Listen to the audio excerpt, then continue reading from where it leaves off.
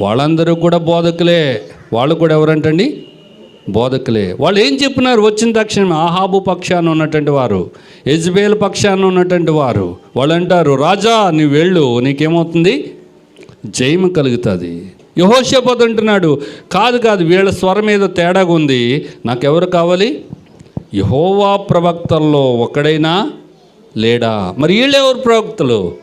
వీళ్ళంతా ఆహాబు ప్రవక్తలు. వీళ్ళంతా ఎవరు? యెజబేలు చెప్పినట్టుగా వినే ప్రవక్తలు. కానీ యెహోషాపాతుకి ఏం కావాలంటే యెహోవా ప్రవక్తలు కావాలి. ఎవరు కావాలి? ఆయనకి మీకాయా కావాలి. మీకాయా చెప్పినాడు, వెళ్ళొద్దన్నాడు, కానీ వీళ్ళు వెళ్ళినారు, అక్కడ నష్టపోయినారు. అలాగూ మనకు తెలుసు ఆహాబు యుద్ధంలో ఏమైపోయినాడు? చచ్చిపోయినాడు. ఆహాబు ఏమైనాడు అంటే యుద్ధంలో చనిపోయినటువంటి వాడుకున్నాడు. యెహోషాపాతును దేవుడు రక్షించినాడు గనుక, ఆశ్చర్యకరంగా తప్పించినాడు గనుక ప్రాణంతో బయటపడినటువంటి వాడుకున్నాడు.